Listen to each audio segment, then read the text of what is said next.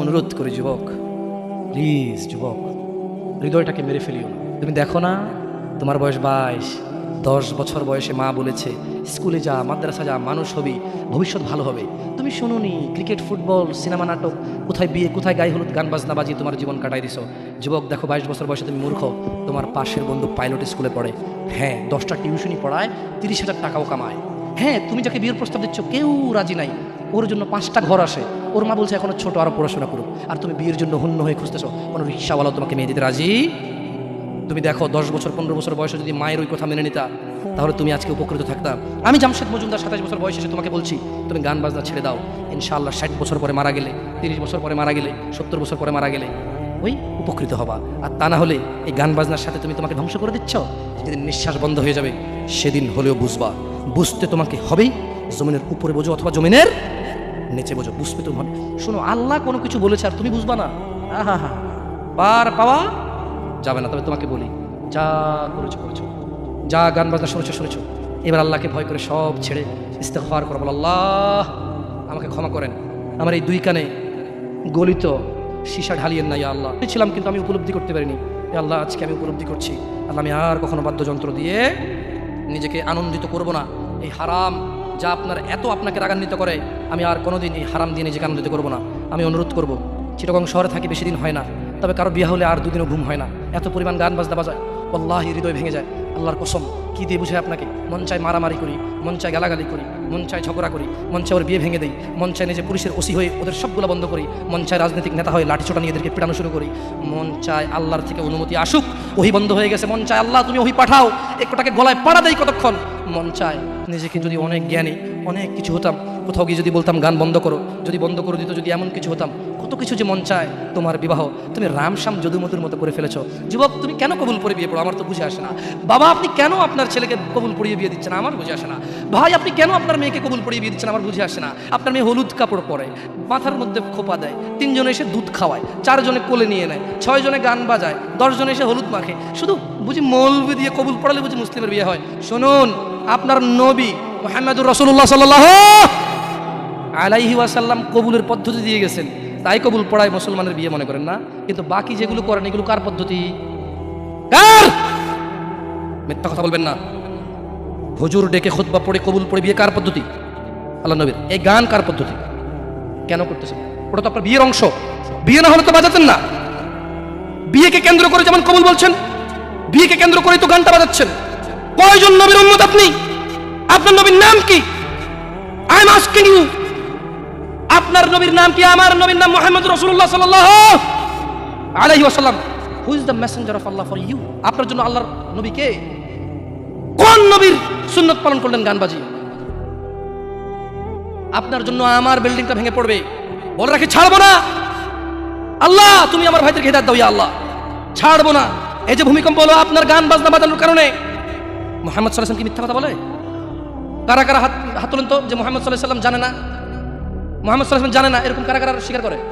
আল্লাহ নবী বলেছে, যখন বাদ্যযন্ত্র বেড়ে যাবে, গায়িকারা সম্মুখে এসে নাচবে, তুমি অপেক্ষা করো, পাহাড়গুলো কেঁপে উঠবে, পৃথিবীটা নড়ে উঠবে।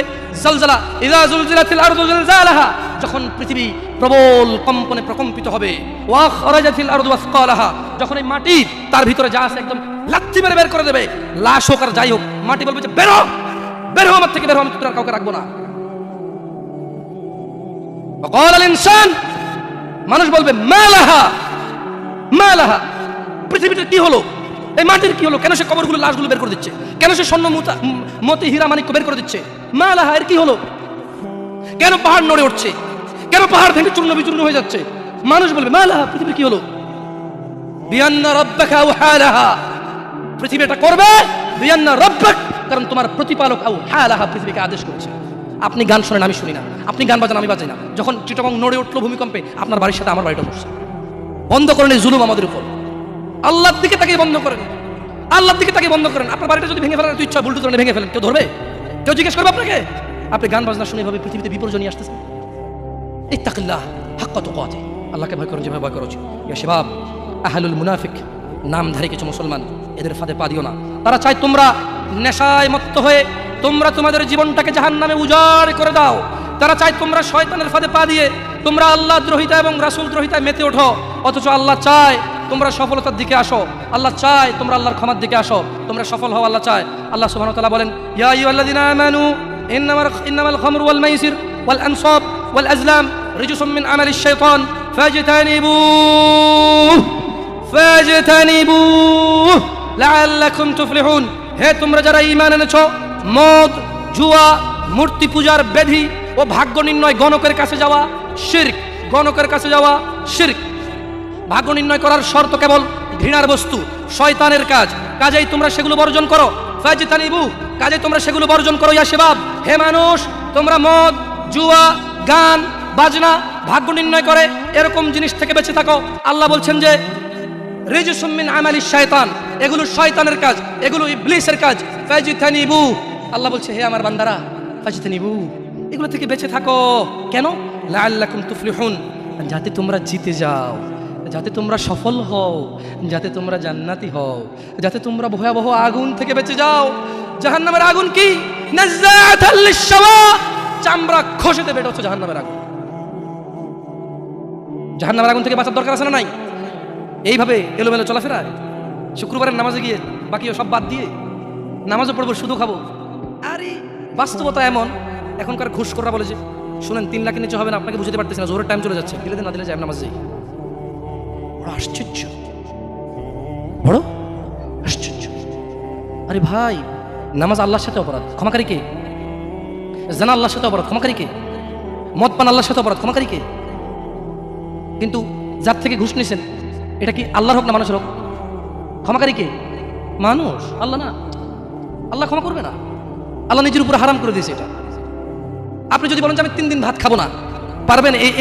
এই ওয়াদার উপর থাকতে পারবেন? নাকি খিদের বেলা খেতেই হবে? আল্লাহ এতটাই ক্ষমতাবান, তিনি যদি বলেন যে আমি এটা করবো না, তিনি এটা না করে থাকতে পারেন। অনেকে বলে যে আল্লাহ চাইলে পুরুষটাকে মহিলা বানাইতে পারবে। আমরা বলি যে আল্লাহ চাইলে সবই পারবে, কিন্তু আল্লাহ এখানে বলে যে আমি চাইবই না এটা। আর আল্লাহ এত ক্ষমতাবান, আমি এটা করবো না বলে পৃথিবীর কেউ জোর করে ওনাকে করাইতে পারবে না। আমরা কথা বুঝতে পারছেন? এই জন্য মানুষের হক যে নিচ্ছেন আপনারা, আল্লাহ ক্ষমা করবে না। তো প্রশ্ন, আল্লাহ এত ক্ষমতাবান, আল্লাহ ক্ষমার মালিক না আল্লাহ? আল্লাহ এই ক্ষমতাটা তার বান্দাকে ভালোবেসে দিয়ে দিছে। হ্যাঁ বান্দা নে, তোকে দিয়ে দিলাম ইখতিয়ার, আমি আল্লাহ মিথ্যা কথা বলি না। তোর হক যে খাবে, তুই মাফ করলে সে মাফ পাবে, আমি মাফ করবো না। আমি দাখিলি দিব না জায়গায়, কি করবে না? আমি না কি করলাম না। লা ইলাহা ইল্লাল্লাহ, সুবহানাহু, তিনি পবিত্র। তো তারা চায় তোমরা মদ, জুয়া, নেশায় ব্যতিব্যস্ত হয়ে থাকো। নামধারী মুসলিমরা চায়, মুনাফিকরা চায় এটা। কাফেরদের দোষ দিয়ে লাভ নাই, 90% মুসলমান দেশ আপনারাই তো বলেন। তা কাফের কি করে এখানে? এখানে মদের আড্ডার মালিক মুসলমান, এখানে গানের আড্ডার মালিক মুসলমান, এখানে ডিস কেবলের মালিক মুসলমান, এখানে মানুষ মারে মুসলমানের কথা, এখানে মানুষ বাঁচায় মুসলমানের কথা, এখানে দুজনে যায় উঠা নিয়ে চলে আসে কাউকে মুসলমানের কথায়। মুসলমানের বাড়ির নিচে মসজিদ, মুসলমানের দোকানের উপরে মসজিদ, মুসলমানের ঘরের পাশে মসজিদ, মুসলমান নামাজ আসে না, কাফের দোষ দিবেন কিভাবে আপনি? সবই তো মুসলমান। তো এরা কি মুসলমান না মুনাফিক? এরা মিথ্যাবাদী। কি আপনার মনে কষ্ট নিচ্ছেন যে আমাদেরকে গালি দিয়ে গেল? ওয়াল্লাহি ওয়াল্লাহি ভুল বুঝিয়েন না। আমি এই কথাগুলো বলে বোঝাতে চাচ্ছি, আপনি যে নামাজ পড়েন না, এটা ছাড়া বিকল্প নাই। আমি বলি না যে আপনি খারাপ জাহান্নামে চলে যাবেন, না। আপনার মালিক কে? তিনি যদি আপনাকে জান্নাত দেয় ক্ষমা করে, কেউ ঠেকাইতে পারবে? কিন্তু মনে রাখবেন, তিনি মিথ্যা কথা বলেন না। তিনি বলে দিয়েছে তিনি কাদেরকে জান্নাত দেবে। উনি পৃথিবী পরিচালনা করেন একটা নিয়ম শৃঙ্খলায়। কিভাবে? একটা নিয়ম শৃঙ্খলায়। বুঝে আসছে না, আসে নাকি? যাই হোক, ইবনে আব্বাস রাদিয়াল্লাহু আনহুমার বর্ণনায় রাসূল সাল্লাল্লাহু আলাইহি সাল্লাম বলেন, আল্লাহ তাআলা মদ, জুয়া, তবলা, সারেঙ্গি হারাম করেছেন। তিনি আরও বলেন, নেশাগ্রস্ত করে এমন প্রত্যেক বস্তু হারাম। মুসনাদে আহমদ ও আবু দাউদ এসেছে। এছাড়াও বহু প্রমাণ ও নির্ভরযোগ্য হাদিস রয়েছে যাতে গান, বাদ্যযন্ত্র হারাম ও নাজায়েজ বলা হয়েছে। এই ব্যাপারে বিশেষ সতর্কবাণী রয়েছে ও কঠিন শাস্তির ঘোষণা করা হয়েছে। রাসূলুল্লাহ সাল্লাল্লাহু আলাইহি সাল্লাম বলেছেন, আমার উম্মতের মধ্যে এমন সম্প্রদায় হবে যারা জানা, ব্যভিচার, রেশমি কাপড় ব্যবহার, মদ পান ও গান, বাদ্যকে হালাল করবে।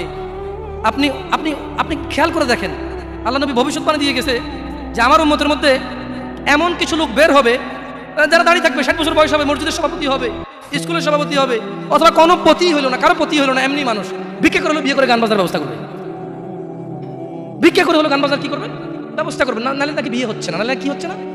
বিয়ে হচ্ছে না। আল্লাহি যত পোলা তার বিয়েতে গান বাজা, বাবা জীবিত, এই বাবা দায়ী।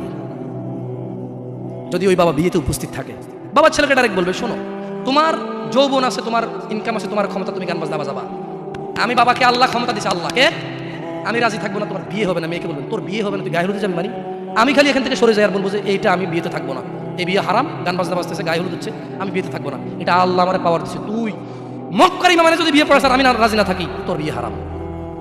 বুঝে আসছে না? আসে নাই? পোলাই যদি মাইয়ে যদি নিজের পাওয়ার ইস্তেমাল করে, আপনিও নিজের পাওয়ার ইস্তেমাল করেন। বলেন যে কি পাওয়ার দেখাস রে আমার সাথে, আমি তো বাপ, কি পাওয়ার দেখাস তুই? তুই আমাকে জাহান্নামে নিয়ে যাবি? নো, ফেরাউন পারেনি, নমরুদ পারেনি, আবু জাহেল পারেনি, আবু লাহাব পারেনি। তুই আমার জন্মের ছেলে, তুই এমন কাজ করবি আমাকে জাহান্নামে নিয়ে যাবি? না, আমি তোর সাথে একমত না, এই কাজে আমি নাই। এই কাজে আমি বলতে পারবেন? বলতে পারবেন? দেখুন, বলতে পারেন আর না পারেন, এখানে স্বীকৃতি দেন আর না দেন, বলা উচিত। যাই হোক, রাসূলুল্লাহ সাল্লাল্লাহু আলাইহি সাল্লাম বলেন, যে ব্যক্তি দুনিয়াতে মদ পান করবে তার যে ব্যক্তি দুনিয়াতে মদ পান করবে ও তওবা করবে না, সে আখিরাতে তা থেকে বঞ্চিত থাকবে। দেখুন দিনী ভাইরা, জিনা ব্যভিচার এত পরিমাণ বেড়েছে। হে মুসলমান, হে মানুষ, মুনাফিকের ফাঁদে পা দিও না। তারা চায় তোমরা বেহায়াপনা, নির্লজ্জতা, নোংরামো, অশ্লীল চরিত্রকে আপন করে নাও, যা তোমাদের দুনিয়া ও আখিরাতকে সম্পূর্ণ ধ্বংস করে দিবে, যা তোমরা তোমার নিজের ও তোমার ভবিষ্যৎ প্রজন্মের দুনিয়া ও আখিরাত অন্ধকার করে দেবে। এই ব্যাপারে আল্লাহ সুবহানাহু ওয়া তাআলা সূরা আল ইসরা বলছেন, ওয়ালা তাকরাবুজ জিনা, তোমরা জানার কাছেও যেও না, ইন্নাহু কানা ফাহিশাতান ওয়া সাআ সাবিলা, নিশ্চয়ই এই জিনা ব্যভিচার, নিশ্চয়ই এই জিনা ব্যভিচার, নিশ্চয়ই এই জিনা ব্যভিচার অশ্লীল, অশ্লীল, অশ্লীল, অশ্লীল, নিকৃষ্ট, নিকৃষ্ট, নিকৃষ্ট আচরণ। রাসূলুল্লাহ সাল্লাল্লাহু আলাইহি সাল্লাম বলেন, জিনাকারী ব্যক্তি যখন সে জিনা করে ওই সময় তার ঈমান থাকে না। চোর যখন চুরি করে ওই সময় সে মুমিন থাকে না।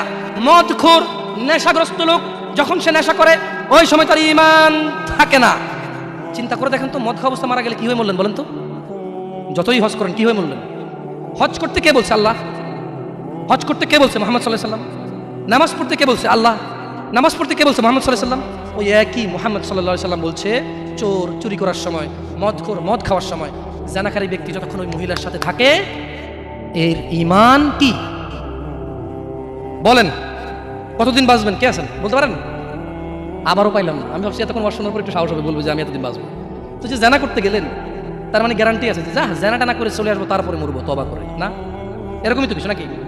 আল্লাহ আমাদেরকে বুঝার তৌফিক দান করুন। দেখুন দিনী ভাইয়েরা, আল্লাহ সুবহানাহু ওয়া তাআলা বলছে যে নিশ্চয়ই তোমাদের ধন সম্পদ ও তোমাদের ছেলে সন্তান তোমাদের জন্য পরীক্ষা এবং তোমাদের শত্রু।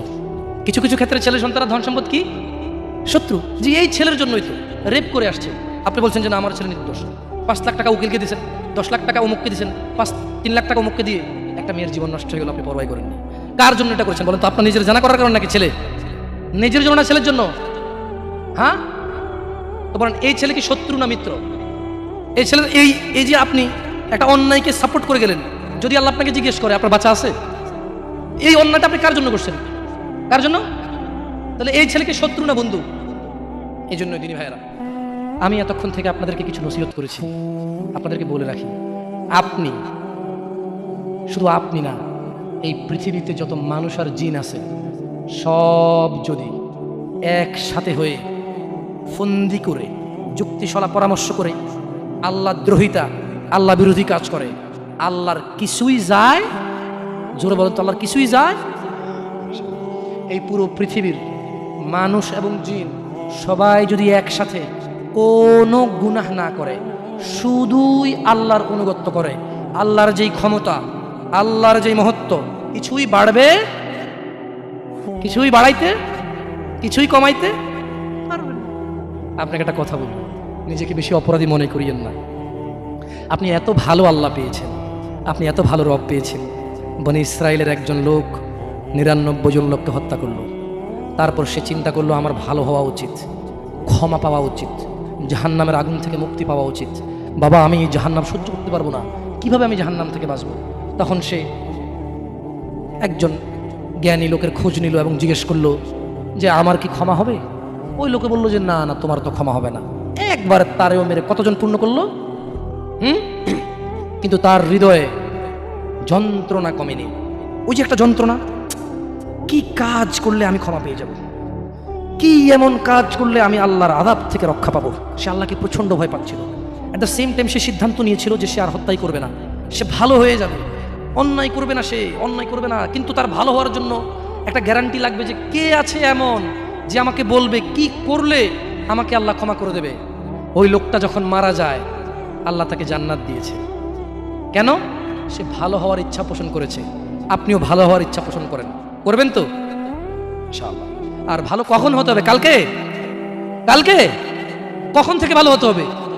না বিয়ের পরে। ভালো কখন থেকে হতে হবে? না চাকরির পরে। ভালো কখন থেকে হতে হবে?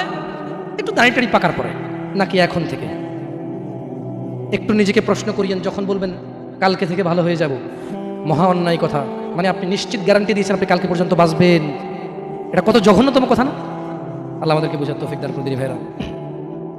একটা হাদিসে কুদসি শুনিয়ে চলে যাবো ইনশাআল্লাহ তাআলা। বক্তা এসে গেছে মাশাআল্লাহ আলাইহি। আল্লাহ ইয়াহফাযহু ওয়া ইয়াহফাযকুম। আল্লাহ সুবহানাহু ওয়া তাআলা ফেরেশতাদেরকে ডেকে বললেন। কাকে কাকে ডেকে বললেন? ফেরেশতাকে। যে হে ফেরেশতারা, আমার কোনো বান্দা সে যদি গুনাহ করার ইচ্ছা করে, কি করার ইচ্ছা? তুমি লেখিও না।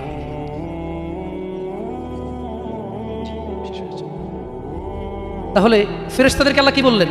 আমার কোনো বান্দা গুনাহ করার ইচ্ছা করলে তোমরা তা লিখিও না, যতক্ষণ পর্যন্ত সে না করে। যখন সে এই অপরাধ করে ফেলে তোমরা লেখিও, বাড়তি লেখিও না, যতটুকু করেছে অতটুকুই লিখবা। কিন্তু জানেন আল্লাহ আপনাকে কত ভালোবাসে? এই সেম আল্লাহ ফেরেশতাদেরকে বললেন, শোনো, আমার কোনো বান্দা যদি কোনো ভালো কিছু করার নিয়ত করে সঙ্গে সঙ্গে নেকি লিখে ফেলো। সুবহান।